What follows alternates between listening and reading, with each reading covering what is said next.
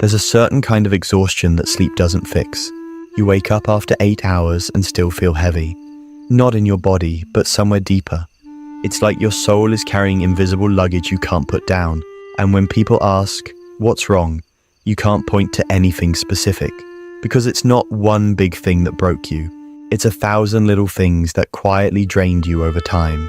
See, people who are tired of existing don't necessarily want to disappear. They just want the noise to stop. The noise of expectations. The noise of comparison. The noise of pretending to be okay when every day feels like a performance you didn't audition for. Psychologists call this state emotional exhaustion, a point where the mind stops fighting, not out of weakness, but out of depletion.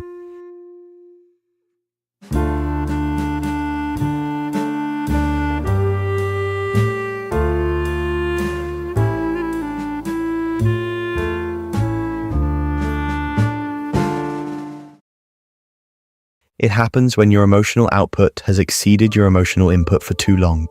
When you keep giving energy to survive but receive very little back in return. It's not always visible.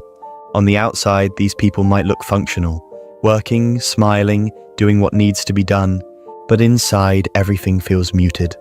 Joy feels like a distant language they once knew how to speak, but can't remember anymore. What's fascinating is that this isn't just emotional, it's biological. The brain, under prolonged stress, begins to rewire itself for survival.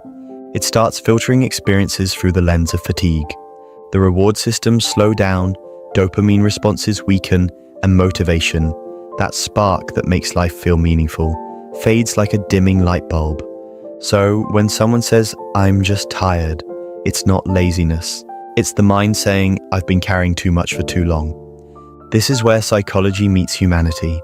Because behind every tired soul is a story, not of failure, but of effort. People who are tired of existing are often the ones who've tried too hard to keep everything together. They're the peacemakers, the helpers, the ones who always show up even when they have nothing left to give. They've learned how to survive in chaos, but never how to rest in peace. Think about it.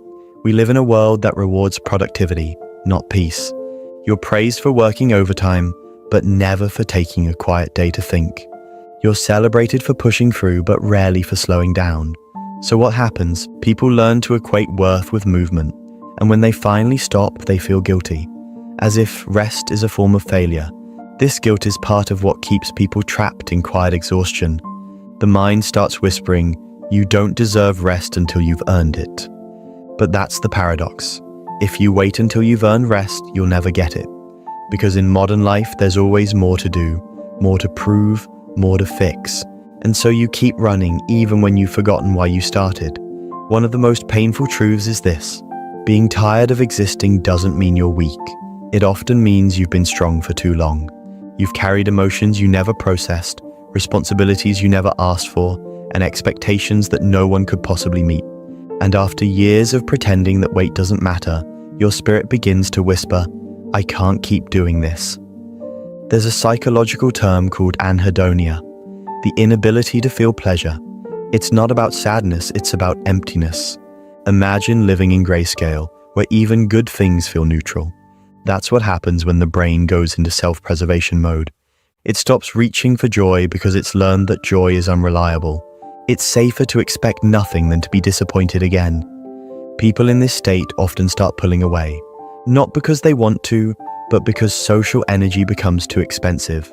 Even small talk feels like lifting a mountain. They might cancel plans, stay silent in conversations, or spend more time alone. Not because they hate others, but because their nervous system can't handle one more emotional demand. But here's the thing most people misunderstand. These individuals aren't giving up. They're trying to protect themselves.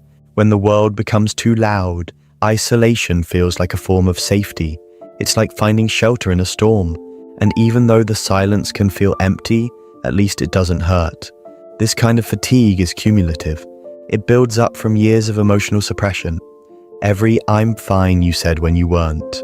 Every time you smiled instead of cried. Every time you stayed quiet to avoid conflict. Each of those moments adds up until one day you can't fake energy anymore. That's when you start noticing small signs. Music doesn't hit the same. Laughter feels forced. time feels slower. You look around and wonder when life stopped feeling like life. There's another layer to this too, meaning fatigue. When people lose touch with what gives their life purpose, everything starts to feel heavy. It's not that they hate their existence, it's that they can't find a reason to keep repeating it. Wake up, work, scroll, sleep, repeat. Days blur together, and slowly they start asking questions like, what's the point? But the question itself isn't hopeless. It's a sign of awakening, because when the soul asks, what's the point? It's really saying, I need a reason to stay. This moment, as bleak as it feels, is often where transformation begins, because tiredness in its deepest form is a signal, a message from the subconscious saying something in your life is no longer aligned with who you are. And that realization, while painful, can also be freeing. It means there's something to be reclaimed, purpose, authenticity, or even simple peace. One of the most profound discoveries in psychology is that meaning is medicine. Viktor Frankl, a psychiatrist who survived the concentration camps during World War II, wrote that humans can endure almost any how if they have a why. People who rediscover their why often find their energy returning, not instantly, but gradually. The tiredness begins to shift from despair to direction. It's the difference between I'm exhausted because nothing matters and I'm exhausted because I'm growing. So maybe the goal isn't to erase the tiredness, maybe it's to listen to it, to treat it as a messenger instead of a curse, because somewhere inside that exhaustion is a voice whispering, you've outgrown something. Maybe it's a job that drains you, a lifestyle that no longer fits, a version of yourself that survived but no longer thrives. And if you're feeling that pull, that quiet ache that says, there has to be more than this, you're not broken, you're awakening. There's a strange beauty in that, because people who've known the weight of emotional exhaustion often become the most compassionate souls you'll ever meet. They understand pain without words. They sense when others are struggling, even behind smiles. They learn to speak softly, love deeply, and value honesty above everything, because they've learned that pretending doesn't heal. And maybe that's the paradox of being tired of existing. It humbles you. It strips away illusions and forces you to look at what's real. You start to realize that life isn't about constant achievement or endless motion. It's about alignment, about finding the quiet spaces where you can breathe without pretending. If you're listening to this and something in you resonates, that invisible fatigue, that quiet ache, remember this. You are not alone. You are not strange for feeling this way. You're simply human in a world that often forgets how to rest. You don't need to fix everything at once. You don't need to force joy or fake energy. All you need to do, just for now, is to stop running from your tiredness and start hearing what it's trying to tell you. Because sometimes, being tired of existing isn't the end. It's the beginning of living differently. You see, the moment you admit that you're tired of existing, something shifts. For the first time, you're being honest. Not with others, but with yourself. And that honesty, though it feels heavy, is actually the beginning of healing. Because until you name your fatigue, you'll keep trying to fix it with distractions. New goals, new habits, new screens, anything that feels like movement. But what you're really craving isn't more movement, it's meaning. And meaning doesn't always come from grand achievements or life-changing breakthroughs. Sometimes it's found in the smallest, quietest moments. Watching the rain hit the window, hearing a song that understands you, sitting in silence without needing to perform for anyone. It's in those moments that your nervous system finally says, thank you. Because rest is not laziness, it's repair. When you start to rest, not just physically, but emotionally, you begin to notice how much of your life has been driven by survival. Every decision, every plan, every reaction, it's all been about avoiding pain rather than creating peace. And that's understandable. Your brain is wired that way. The human mind prioritizes safety above happiness. That's why, even when everything looks fine on paper, you can still feel hollow inside. Because safety without meaning eventually feels like a cage. Here's the truth, most people never say out loud. When you're tired of existing, it's not because you want to give up. It's because you want something deeper to live for. You want a reason that makes waking up feel worth it again. A reason that's bigger than obligation or habit. And the beautiful thing is, that reason doesn't have to be huge. It just has to be real. In psychology, there's a concept called existential fatigue. It's when the soul grows weary from living without a clear purpose. Not because life is bad, but because it's directionless. You can have comfort, stability, even success. But if it's not aligned with who you truly are, it will drain you. Humans aren't meant to simply survive routines. We're meant to feel alive in them. That's why people who go through this kind of emptiness often start questioning everything. Their career, their values, their relationships. Not because they're lost, but because their soul is tired of pretending. It's saying, this version of life no longer fits. And that realization, though painful, is sacred, because it's the first step toward authenticity. You begin to ask deeper questions. What would my life look like if I stopped chasing approval? What would I do if I wasn't afraid of disappointing others? What if peace mattered more than productivity? And suddenly the exhaustion starts to make sense. It wasn't weakness, it was resistance. Your mind fighting against a version of life that no longer aligns with your truth. Here's something most people overlook. Energy doesn't just come from sleep or nutrition. It comes from alignment. When your actions reflect your values, you feel light. When they don't, even small tasks feel impossible. That's why you can work 12 hours on something you love and feel energized, but 2 hours on something you hate and feel destroyed. The body follows the soul. So what can someone do when they feel this tired? The answer isn't to overhaul your life overnight. It's to begin small acts of honesty. Start noticing what drains you. Start noticing what nourishes you. Maybe it's certain people. Maybe it's your routine. Maybe it's the version of yourself that's always trying to appear strong. Once you see those patterns, you can begin to release them. Not in a dramatic way, but gently.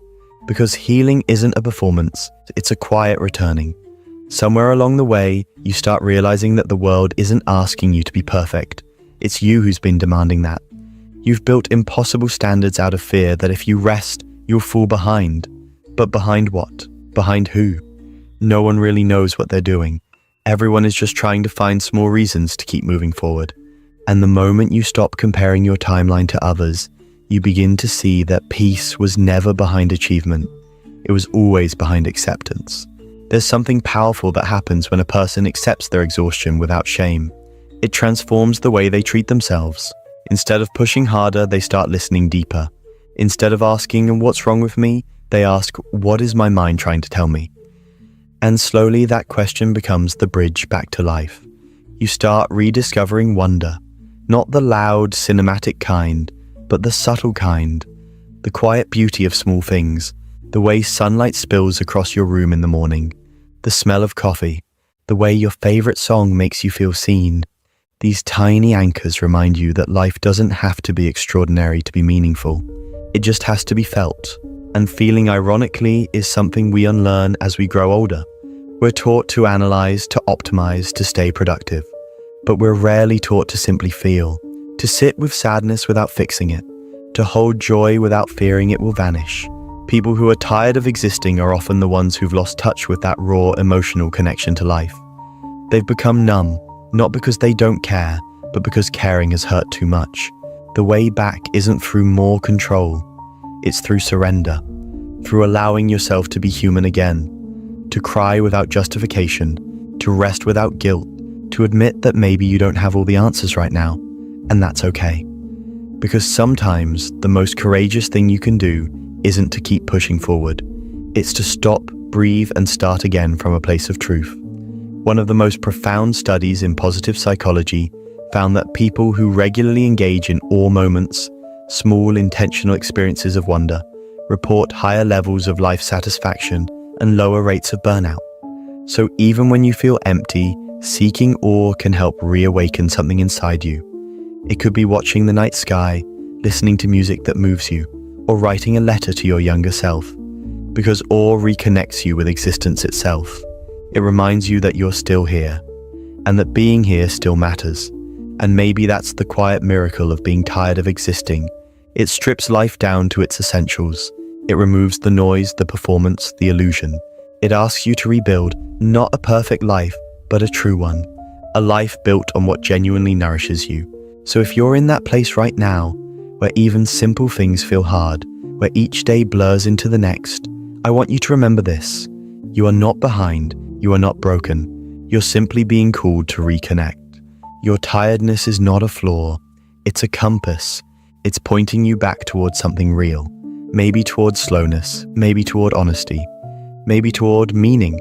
And when that reconnection begins, even in the smallest way, the world starts to look a little different. Colors feel warmer, music feels closer. You start to laugh again, not because everything's fixed, but because you've made peace with the imperfections. And that peace, that quiet acceptance, is where real life begins again. The truth is, there will always be moments where the weight returns, days where you question your direction. But now you'll know what it means. You'll recognize it not as the end, but as a signal, a reminder that you are someone who feels deeply, who thinks deeply, who lives deeply. And that's something to be proud of, because maybe being tired of existing doesn't mean you've failed at life. Maybe it means you finally paused long enough to realize that life deserves to be lived consciously, not just endured. And that pause, that breath, that gentle awareness might just be the beginning of everything you've been searching for.